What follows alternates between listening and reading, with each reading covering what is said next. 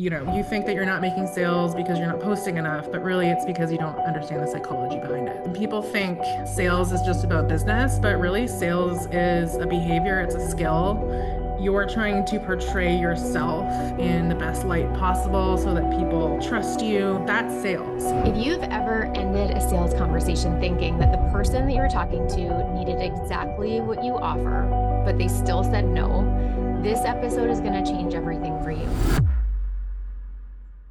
If you've ever ended a sales conversation thinking that the person that you were talking to needed exactly what you offer, but they still said no, this episode is going to change everything for you because it likely wasn't an offer problem or your price. And it definitely wasn't that you needed to convince more strongly.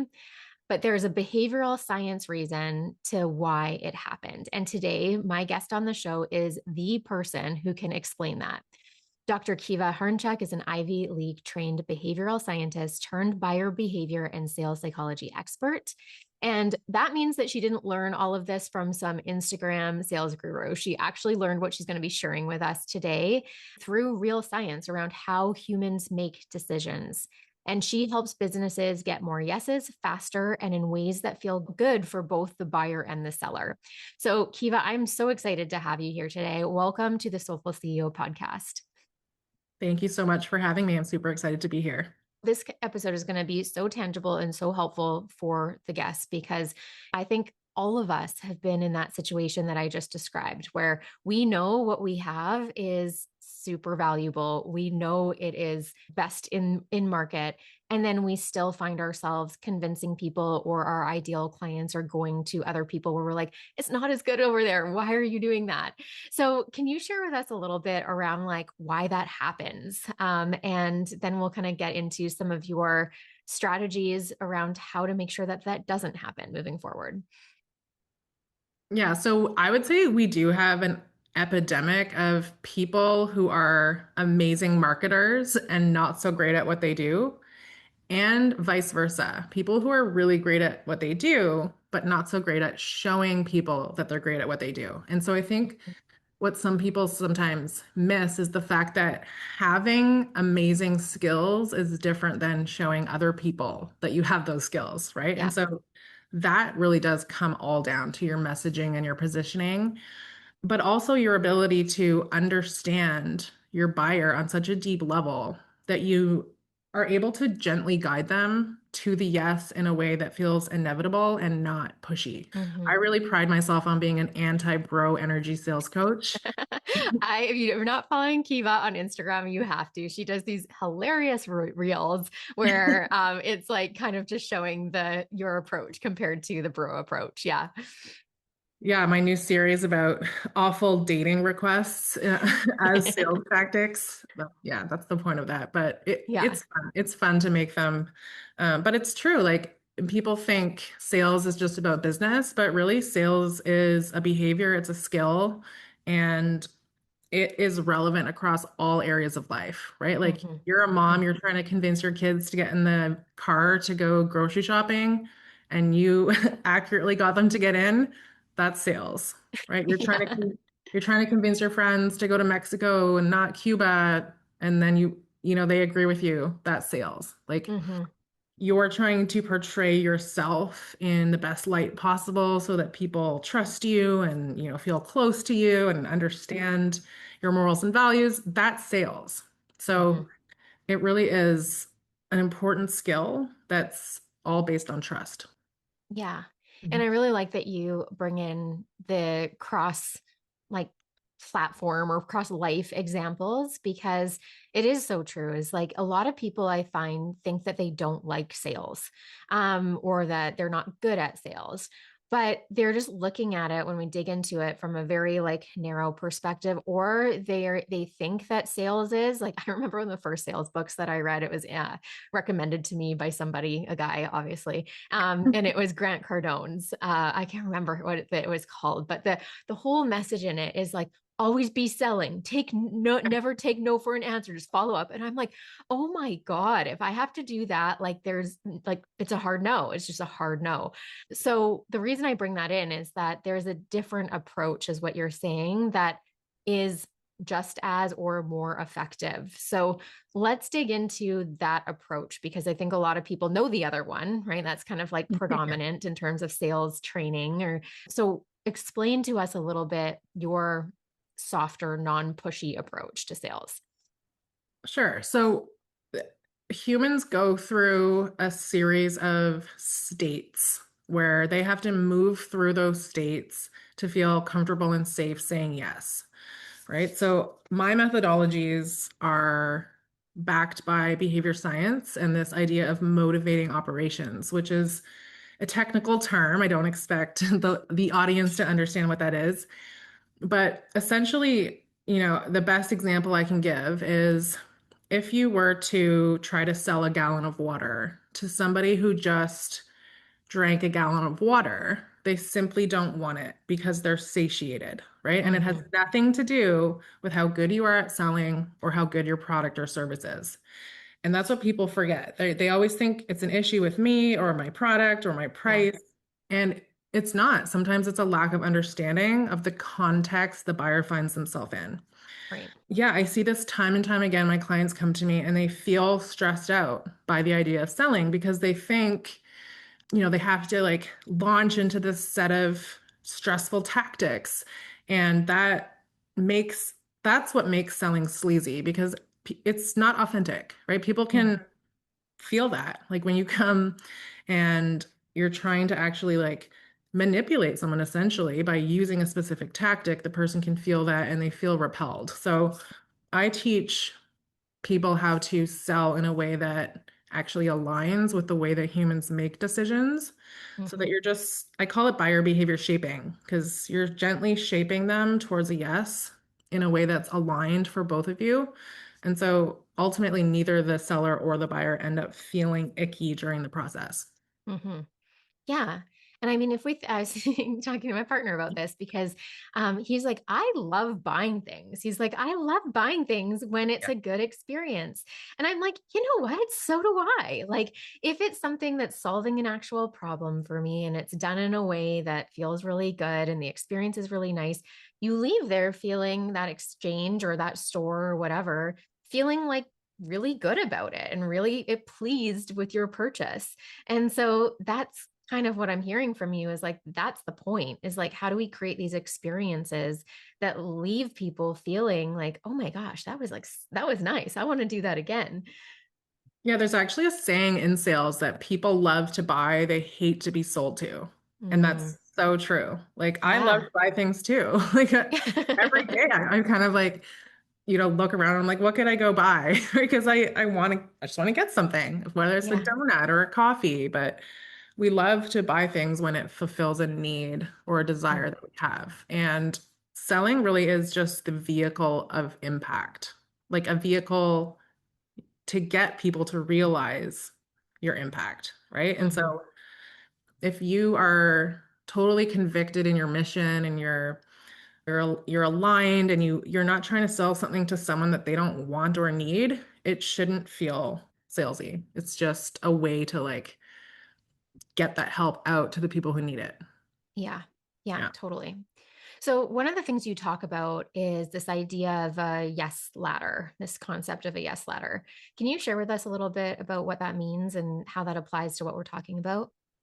Sure. So in traditional marketing and sales, we're typically taught the marketing funnel, right? If I were to ask you what the marketing funnel is, you probably know what that is. Hmm. It's only three steps. It's awareness, interest and consideration, and then conversion. Hmm. And so the premise behind my work is that it's a lot more complicated than that, right? Humans don't just need to become aware, be interested, and then convert.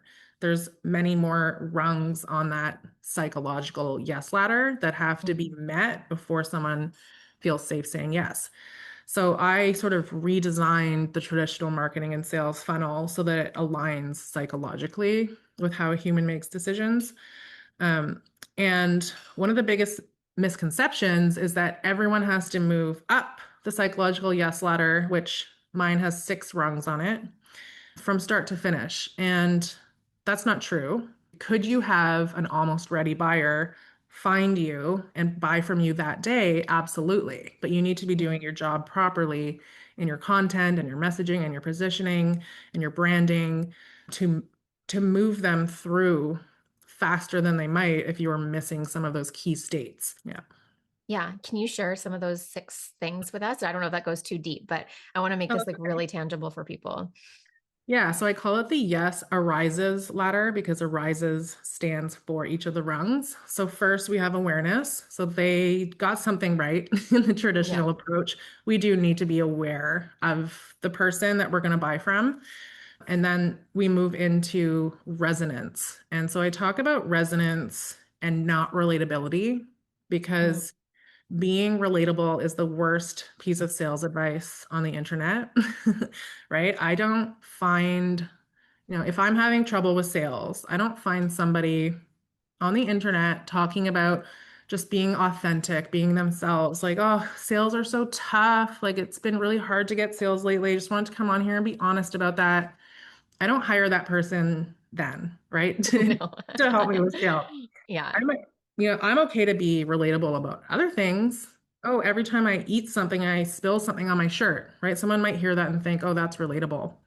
But you're not going to hear me being relatable when it comes to sales because When it that's my comes to zone of your area genius. of expertise. Yeah. Yeah.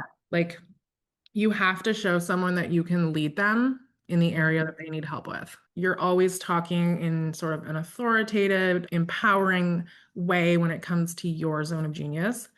So that's resonance. I still want to talk about what I do in a way that resonates with someone. And I would do that by really like tapping into a specific moment where they feel that pain in their life, talking to the internal dialogue they might be having in their head, the Mhm. feeling that they're feeling, but then quickly going into an identity call out or a belief reversal where Mhm. I'm making it known that this is the right place for them. This content is for you. You're in the Mhm. right place. Or, we all have preconceived notions about different niches. So you want to maybe flip a belief reversal here. Got Yeah. it. You think that you're not making sales because you're not posting enough, but really it's because you don't understand the psychology behind it. So that would be an example of belief So they reversal. get to see a gap in terms of what they're doing. Exactly. And what you're Mhm. doing there is getting ahead of objections, right? Because by the time you do pitch to them, if you ever do, you don't need Mhm. to pitch, and we can talk about that. They don't need to have that belief reversed, right? They're already on Yeah. board with what you've been talking about in your content. So after resonance, we move up into what I've named inspiration. Mhm. And I call it inspiration because if you're inspired about something, you feel hope and desire, but you haven't yet really committed to taking the move or changing, but you're like, oh my gosh, look at this. Like maybe this is possible for me too. So this Mhm. involves a lot of showing people what your process is, showing some of your testimonials, doing some case studies. And the next rung above that is safety. And so that goes hand in hand, kind of with inspiration, where someone feels inspired, but they want to actually then trust that you could get them there as well. Yeah.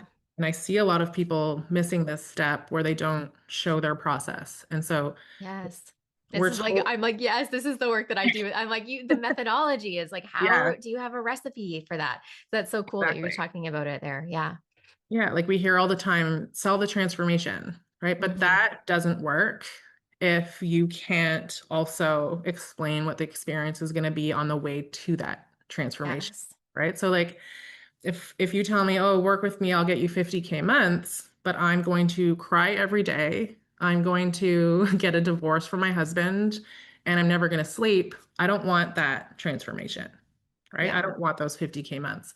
So people really do care about, well, how is that going to happen? Like, Yeah. especially this day and age with AI on the internet, it's like there's so Hmm. many false promises out there. And so people are discerning and they're like, well, how do I know that this person actually knows what they're doing? And this is where we're Yes. showing them the path, showing them our frameworks, where maybe I used to have a sales coach who call it tantalizing your tools. So you would show That's like, fun. yeah, like you would Yeah. show just a quick screenshot of a tool that you use, but Yes. that kind of behavior builds trust in that Mhm. people actually are like, oh, she has a process and she knows what she's doing. Yes. And I just want to highlight like that is so different from being like, we're going to meet weekly for a coaching call. You're going to get Telegram access. Like, that's not, I'm going to take that, tantalizing your tools. I love that because it's so different. A tool is not, what they're getting, features and benefits. So this part is so important. And as you're speaking, I'm like, okay, I can start to see how this is different from a lot of the traditional bro sales advice out there because some of the advice out there is at this point you'd include some sort of guarantee, right? And so the guarantee is a risk reversal as well, but in the kind of work that most people do in the service-based industry, it's like pretty hard to give like ethical guarantees, and it I find it kind of as disempowering for the person who's purchasing. So this is just a more, I think, like a better and more ethical way to reverse the risk. Totally. And I have to give credit to Colin Boyd because that's Mhm. his Okay, that's good his to know. term. Yeah. He talks about that in his infusion selling methodology. Mhm. But yeah, it's brilliant. And I think it's so necessary. And it's something like I can spot immediately as a leak for someone when they're not showing their process. Yeah, So yeah, I knew you would appreciate that I do. Yes, I'm a like, yes. strategy queen that you are. Yeah. And so the last two is energization and self-alignment. And so I use the term energization in lieu of activation, although it's a similar concept. But I find activation has become such a buzzword in sales. And people find themselves being like, what does that actually mean? Right? They're Mhm. like, well, just activate your buyer. And you're like, well, I don't know how to do that. How do I do that? And so the way that we do this is to tap into that person's tension or their pain points, but remind them that nothing changes if nothing changes, right? So we're actually calling them up rather than calling them out because Mm, that's where you lose people. If you start calling people out, they don't feel good about yeah. that. They're just like, "Ugh, okay, like, yeah, Thanks for I making have, me feel like yeah, shit. I have Yeah. this problem, but now I also think you're an asshole. So I don't know if Yeah. I shouldn't use Yeah. that language. No, you're good. So yeah, we want to feel like this impulse. Like Hmm. activation is that moment of impulse where you decide, oh yes, like oh my gosh, I'm so I excited. have to do this. Yeah, I really want to buy this. I'm going to do this. Yeah. But what happens here for the last rung is we are risk adverse, right, as humans. So we will start to look around at, well, okay, I've decided I need this help, I need this offer, but is there anyone else who does this, right? Mm, Are there other people who have this similar solution? And I just need to check quickly first to make sure this person's the right person I'm going to go with. yeah. So that brings us to the last rung, which is self-alignment. And this is where we have what I call an identity lock where the person is reflecting like your morals and values back to you. And so you actually have that moment where you go, okay, I know I need to solve this. I've decided I'm going to do it. This is the offer I want. And she's the one I want to do it with. So Mm, that's when you have that identity piece at the top. So some of the best converting content is identity about you, the seller, so that they know who you are, how you react in difficult situations, and that kind of tells someone what's this experience going to be like if I work with this person. yeah. But also identity content about your dream ideal buyer, because Hmm. it's just as important to repel people as it is to attract them. Yeah. If you think about the actual behavioral buying cycle, we have a pre-sale phase, we have the sale itself, and then we have a post-sale phase. And what happens in that post-sale phase is the consequence. And if the person doesn't have a good consequence, they're not going to buy again, right? Hmm. And so if you've called in a bunch of people who aren't a good fit, they're like, oh, this wasn't what I thought it was going to be, and I didn't get the results. You're not going to get your testimonials, you're not going to get repeat buyers, and you're not going to get brand ambassadors. So Hmm. it's really important that from the start, we know exactly who we're talking to and Yeah. we make other people aware if they're not a good fit too. Yes. So Yeah. important. And I think that also it's not only about like getting the wrong people in, but in my opinion, the right people who are in when there's wrong people in there too, depending on the offer, obviously. But like if Yeah, it's a group program or some sort of membership or something like that, it can make a huge difference to the culture inside the space. And totally. that can be a really hard thing to navigate if once it's already established.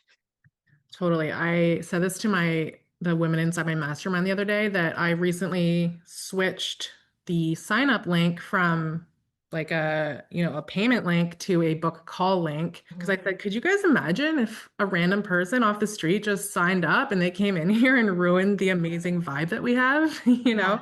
Yeah. So, like, yeah, there's qualifying things you should do from the outset to protect your peace and protect your spaces. Yeah, totally. Well, I so appreciate you taking us through that ladder, one from a like methodology perspective. I'm like, that's dialed in, and it makes me understand why I would want to work with you and what you're bringing to the table in terms of the different approach that you take to sales. And it just makes so much sense. So I really appreciate that model.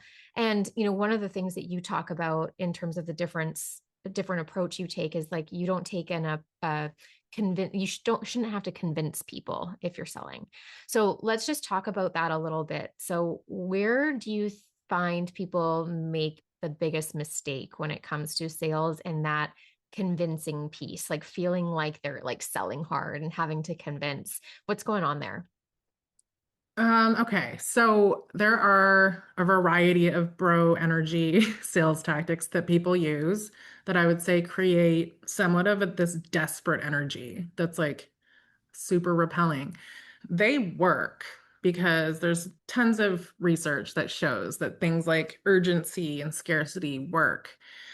But I teach a different version of those that again is just more aligned with how the human would want to make a decision. Mhm. So some of the biggest mistakes I see are use of urgency, where it's like, sign up for my group coaching program by midnight tonight, or else you're not going to get the bonus that goes along with it.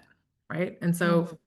a better way to do that is what I call authentic urgency, which is where you provide still that urgency to buy, but you're giving the buyer the reason why.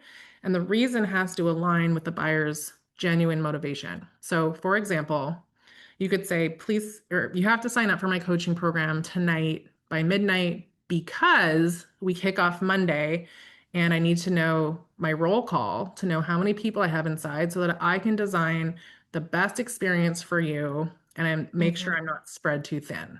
Right. So it's Got it. like, oh, that makes sense. Yeah. So it's like you still are activating them to move because we do, as humans, need reason to move. Sometimes we Mhm. won't move if we're not given a reason. But at least now we're not wondering why or feeling like we're being tricked into it. Yes. So can you, because for a like a cohort based program, I can totally get that. If Yeah. someone has like an evergreen offer, what would be some suggestions you would have around how to create that urgency that's authentic and real when there isn't really a start date that they're tracking towards? Well, you could go back to sort of that strategy I was talking about where you tap into their tension and call them up. Because if you do actually just remind them that nothing changes if nothing changes, you can activate someone to feel like "Ugh, now's the time to move because I'm doing this for me, right? Like I don't Mhm. want to be stuck in this loop again.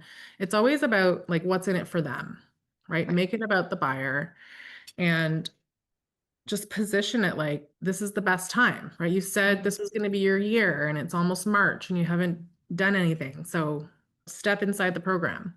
You can also create reasons to join something, even if it's an evergreen program, right? Like you could launch um, bonuses, like a free 1 week mini mind that's high proximity inside the larger group. You get like a one-to-one session, or, you get access to some other free trainings you normally wouldn't have. So we Mhm. can create desire that way. Yeah. Yeah. Okay, cool. I think that's super helpful.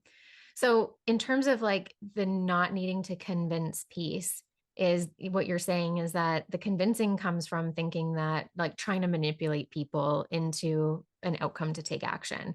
But there's actually better ways to inspire people to take action. And that's really tapping into what's important to them. And then also giving them a reason to take action sooner rather than later, essentially. Yeah, like if you are in a position where you need to convince someone, they're not ready to say yes. And if you don't get a yes, you get a no, right? Mm-hmm. So no just means not yet. Instead of like launching into this convincing mode, it's really like, which gaps have I not hit yet? Right? Mm-hmm. Where are they? Which objections have I not gotten ahead of? Which states have I not brought them through? And so it's Yeah. really looking at your content, at your sales pipeline, at your buyer journey, and trying to diagnose which psychological piece is missing. Because if you Mm-hmm. hit all of them, you really shouldn't need to convince because they'll feel ready. Yeah. And yeah, I can say it works. Like I haven't met many people who by the time they get to the sales call, they Mm-hmm. need convincing. Yeah. Yeah.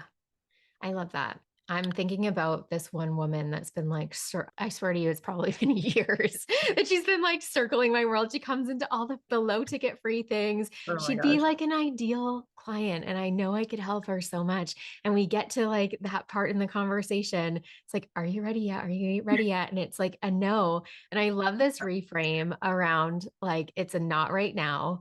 And then I'm thinking, like, okay, what if these things like could I be doing?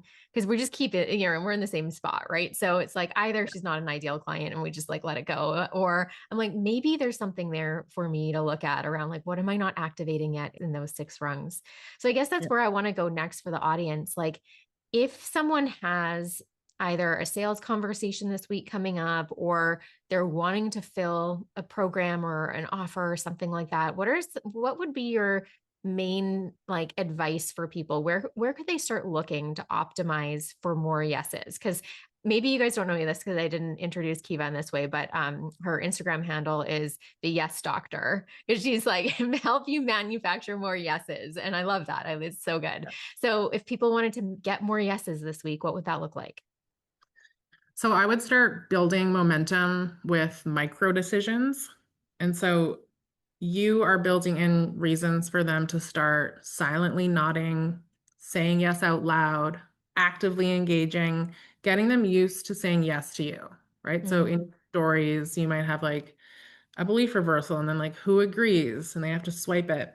The more someone gets used to saying yes to you or seeing you in sort of this positive, helpful light, by the time they get to the bigger yes, it's not that big anymore because they've been Mm-hmm. saying yes all along. Mm-hmm. So finding ways to build those micro decisions into your Yes. content is helpful. I would do an audit of all of those psychological states, right? Do you have content that makes them aware of what you do? Do they resonate with you? Are you Mm-hmm. inspiring them? Are you showing that social proof? Are you activating them? Are you talking about their identity and your identity, right? All of those pieces need to be there.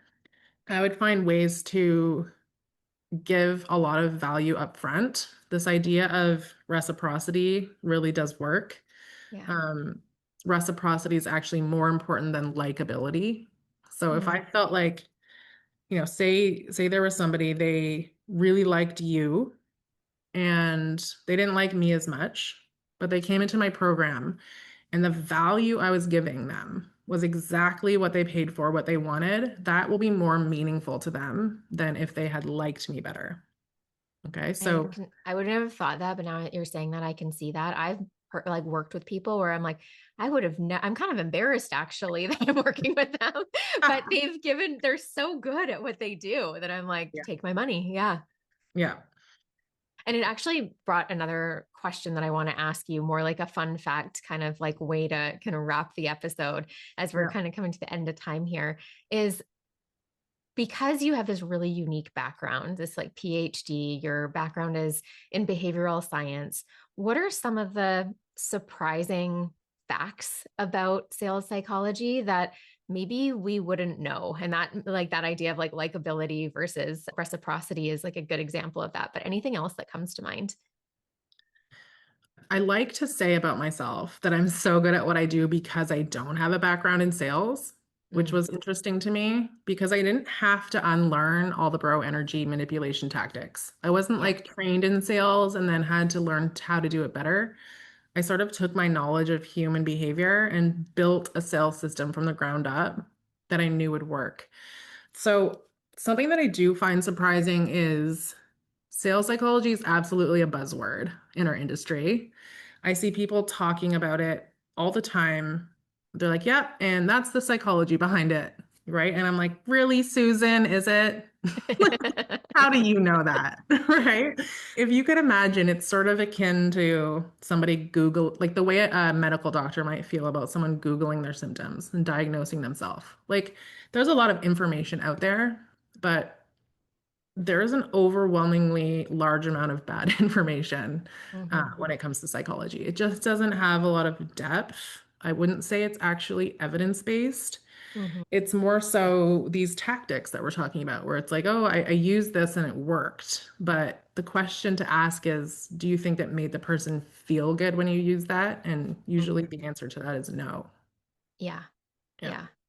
I think that's such a good point is like some of these tactics, they do work, but and you touched on this already, it's the long term like brand reputation. How do you, and this is the brand conversation that Yeah. ties into sales, then it's like, yeah, you can get the quick sale, probably, you can get people in, but you're just going to turn people out. And then your brand reputation is something that is really hard to get back once it's gone, especially when you're a personal brand. You can't just like put a new logo on it. It's like it follows you around. So I love what you're bringing to the table because it's not only works in the moment, but it creates this long-term like likability of your brand, and people become brand advocates and referrals start to come in and strategic partnerships. Like it's such a good long-term strategic play as well as being helpful in the short term. So I just don't see any reason why we wouldn't use the approaches that you're talking about.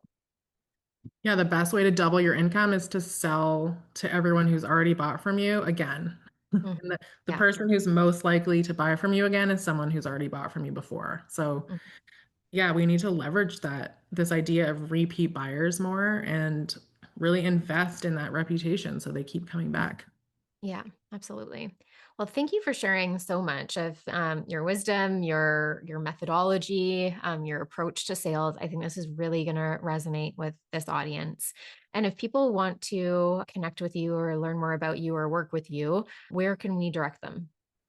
Instagram is my main platform, so it's the underscore yes doctor. Hmm. And I do have a link to my free Telegram channel in my profile, but Perfect. I am kicking off cohort number 2 of my group coaching program called Yes by Design in April.